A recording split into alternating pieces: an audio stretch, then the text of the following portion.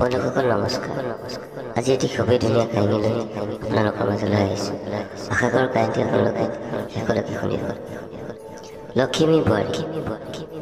আজি মহিলা এগৰাকীয়ে মোক প্ৰশ্ন এটা সুধিছিল, এই বুলি যে এজনী বোৱাৰীয়ে চাদৰ মেখেলাৰ ঠাইত চুৰিদাৰ চেলোৱাৰ জিন্স পিন্ধাটো যুক্তিসংগত নে? সমাজৰ মানুহে কি বুলি ভাবিব বা কি ক'ব? এনেকুৱা পৰিস্থিতিত এগৰাকী শাহুৱেকে কি কৰিব? তুমি কি ভাবা? তেতিয়া মই সেই মহিলাগৰাকীক দিয়া উত্তৰ সমাধানস্বৰূপে এটি সৰু কাহিনী শুনালো আৰু ভাবিলোঁ যে আপোনালোকৰ লগতো সেই উত্তৰ কাহিনীটো শ্বেয়াৰ কৰোঁ। এবাৰ এহাল অন্ধ দম্পতীৰ বৰ অসুবিধা হৈছিল। যেতিয়া সেই অন্ধ মহিলাগৰাকীয়ে খাবলৈ ভাত ৰুটি বনাইছিল, তেতিয়া ওচৰত এটা কুকুৰ আহি সিহঁতৰ অন্ধ হোৱাৰ সুযোগ লৈ সকলো খাই গুচি গৈছিল। তেতিয়া সেই অন্ধ লোকজনক গাঁৱৰ এজন জ্ঞানী লোকে এটা বুদ্ধি দিলে, এই বুলি যে তুমি এটা কাম কৰিবা। যেতিয়া তোমাৰ পত্নীয়ে ৰান্ধিবলৈ ল'ব, তেতিয়া তুমি দুৱাৰৰ সন্মুখত থিয় হৈ এডাল হাতত লাঠি লৈ দুৱাৰখনত লাহে লাহে টুকুৰিয়াই থাকিবা। যেতিয়া সেই কুকুৰটোৱে তোমাক দুৱাৰ সন্মুখত আৰু হাতত লাঠিডাল দেখিব, তেতিয়া সি ভয় খাই আহিবলৈ সাহস নকৰিব আৰু ভাত ৰুটিবোৰো খাব নোৱাৰিব। সেই মানুহজনৰ পৰা এইটো উপায় পাই সেই অন্ধ দম্পতী দুজন সুখী হৈ পৰিল আৰু তেনেকুৱাই কৰিবলৈ ল'লে। ফলত কুকুৰটো ঘৰৰ ভিতৰলৈ নহা হ'ল আৰু সিহঁতৰ ৰুটি ভাতবোৰ ৰক্ষা পৰিল। কেইবছৰমানৰ পিছত সেই অন্ধ দম্পতীৰ ঘৰত এটা ল'ৰা সন্তান জন্ম হ'ল, কিন্তু সি অন্ধ হৈ জন্মগ্ৰহণ কৰা নাছিল। এনেদৰে সিহঁতে তাক পঢ়াই শুনাই ডাঙৰ দীঘল কৰিল আৰু এটা সময়ত তাৰ বিয়াও পাতি দিলে। কিন্তু কিছু সময়ৰ ব্যৱধানত বৃদ্ধ অৱস্থাত সেই অন্ধ দম্পতীহালৰ মৃত্যু হ'ল। এদিন দুপৰীয়া সেই অন্ধ দম্পতীৰ ল'ৰাটোৱে হাতত লাঠি লৈ দুৱাৰত টুকুৰ মাৰি আছিল। তাকে দেখি তাৰ পত্নীয়ে সুধিলে, আপুনি এয়া কি কৰিছে আৰু কিয় কৰিছে? তেতিয়া সি তাইক উত্তৰ দিলে যে এইটো আমাৰ ঘৰৰ পৰম্পৰা হয়। মই সৰুৰে পৰা দেখি আহিছোঁ যে মায়ে আগতে যেতিয়া ভাত বনাইছিল তেতিয়া দেউতাই এইটোকে কৰিছিল, সেয়ে ময়ো কৰিছোঁ। কেইদিনমানৰ পিছত সিহঁতৰ ঘৰলৈ ফুৰিবলৈ ছোৱালীজনী পেহীয়েক আহিল আৰু তেওঁ এয়া সকলো দেখি বুজি পাই গ'ল আৰু তেওঁৰ ল'ৰাটোক ক'লে, বোপা, তোমাৰ মা দেউতা অন্ধ আছিল, অসক্ষম আছিল, সেয়েহে এনেদৰে হাতত লাখুটি লৈ দুৱাৰত টুকুৰ মাৰি নিজৰ ভাতৰ ৰক্ষা কুকুৰ মেকুৰীৰ পৰা কৰিছিল। কিন্তু তুমি আৰু তোমাৰ পত্নী অন্ধ, অসক্ষম নহয়, তোমালোকক এই লাখুটিৰ প্ৰয়োজন নাই। সদায় পৰম্পৰা পালনৰ ক্ষেত্ৰত নিজৰ বিবেকক গুৰুত্ব দিবা। ঘৰৰ ভিতৰত এজন ডাঙৰৰ বাবে সন্মান, চকুত ব্যৱহাৰত বিনম্ৰতা থাকিব লাগে আৰু অন্তৰত সেৱা ভক্তি থাকিব লাগে। সেয়ে মই মাজতে এটি লিখনিত লিখিছিলোঁ যে আপুনি নিজৰ ঘৰখনৰ বাবে কেনেকুৱা এজনী বোৱাৰী বিচাৰে, যিয়ে চাদৰ মেখেলা নিশ্চয় পিন্ধে, মানুহক দেখাই উৰণিখনো লয়, মানুহৰ আগত আপোনাক বহুত সন্মান কৰে, কিন্তু বন্ধ কোঠাৰ ভিতৰত আপোনালোকক শহু বা শাহু বুলি গণ্য নকৰে, অপমান কৰে, বেয়া ব্যৱহাৰ কৰে। নে এনেকুৱা এজনী বোৱাৰী বিচাৰে যিয়ে চুৰিদাৰ চেলোৱাৰ পিন্ধে, মাজে মাজে জিন্সো পিন্ধে, কিন্তু আপোনালোকক শহু শাহু নহয়, নিজৰ মা দেউতা বুলিহে গণ্য কৰে, সন্মান কৰে, সেৱা কৰে, পূজা কৰে। এনেও নহয় যে চাদৰ মেখেলা পিন্ধা বোৱাৰীয়েও শাহুৰ শহুৰ বা ডাঙৰজনক সন্মান নকৰে।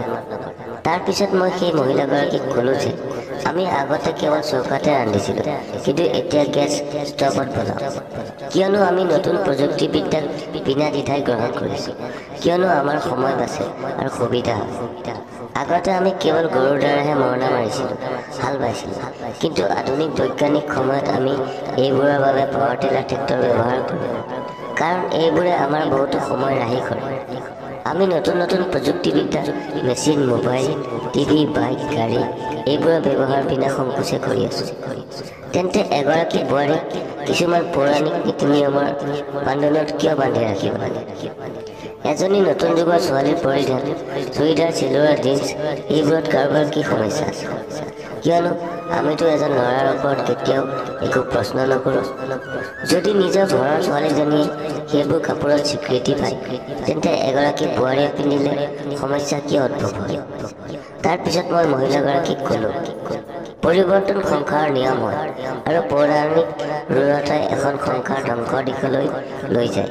যদি আপুনি ভাল সংস্কাৰ নিজৰ ঘৰত বনাই ৰখাটো বিচাৰে তেন্তে প্ৰথমে মৰমেৰে আদৰেৰে সেই সংস্কাৰৰ মাজত অন্তৰ্নিহিত হৈ থকা যুক্তি নিজৰ বোৱাৰীজনীক বুজাব পাৰিব লাগিব আৰু এয়া যুক্তি তৰ্কৰ দ্বাৰা নহয় সুস্থ আলোচনাৰ দ্বাৰাহে এয়া সম্ভৱ নিজৰ বোৱাৰীজনীক কিছু কিছু প্ৰাইভেচিও দিব লাগিব আৰু নিৰপেক্ষভাৱে মনৰ পৰা এজনী বোৱাৰীৰ মন ভাৱধাৰা শুনিব আৰু বুজিব লাগিব কাৰণ তাইও এজনী তেজমহৰে মানুহ তাইৰো এটা মন আছে এজনী বোৱাৰীও এটা সময়ত কাৰোবাৰ ছোৱালী আছিল আৰু আজি আপোনাৰ ছোৱালীও এটা সময়ত কাৰোবাৰ ঘৰৰ বোৱাৰী হ'ব সেয়েহে নিজৰ বোৱাৰীৰ লগত ঠিক তেনেকুৱা ব্যৱহাৰ আচৰণ কৰিব লাগে যেনেকুৱা আপুনি নিজৰ ছোৱালীৰ বাবে তাইৰ প্ৰতিৰ ঘৰৰ পৰা আশা কৰে আপুনি আমি যেনেকৈ নিজৰ সুবিধাৰ বাবে নতুন নতুন প্ৰযুক্তিক মেচিনক বিনা সংকোচে গ্ৰহণ কৰি আপোন কৰি লৈছোঁ ঠিক তেনেদৰে নিজৰ বোৱাৰীৰ পৰিধান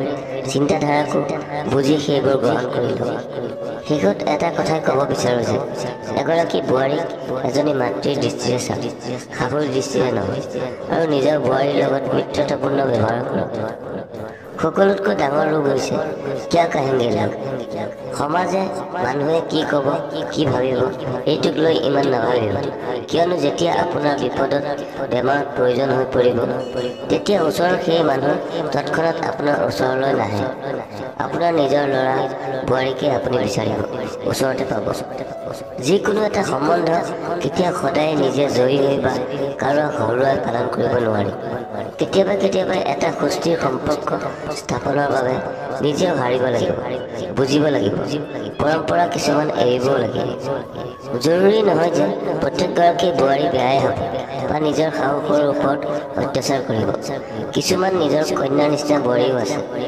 সহজ অৰ্থত এটা সম্পৰ্কক ধুনীয়াকৈ পালন কৰিবলৈ সেই সম্পৰ্কৰ মাজত অন্তৰ্নিহিত হৈ থকা দায়িত্ব মনোভাৱক বুজিব লাগিব যিকোনো এটা কথাত ৰিয়েক্ট কৰাৰ পৰিৱৰ্তে ইণ্টাৰেক্ট কৰিবলৈ প্ৰয়াস কৰিব লাগিব পূৰ্ব পৰিকল্পিত কিছুমান ধাৰণা মান্যতা নীতিৰ ওপৰত সূক্ষ্মভাৱে বিচাৰ কৰিব লাগিব আৰু যিবোৰ মান্যতা সময় সাপেক্ষে নহয় তাক আওকাণ কৰিব লাগিব নিয়ম মান্যতা মানৱ সৃষ্ট হয় এইটো বুজিব লাগিব আৰু কুছটো লোক কহেংগে লোগোं का काम है कहना এইটো বুজিব লাগিব আৰু শিকিবও লাগিব এগৰাকী শাহু হিচাপে পাৰিলে কেতিয়াবা কেতিয়াবা নিজৰ বোৱাৰীজনীক এনেকুৱা কিছুমান কথা ক'ব পাৰে You are not only a daughter-in-law, but more like a daughter to us.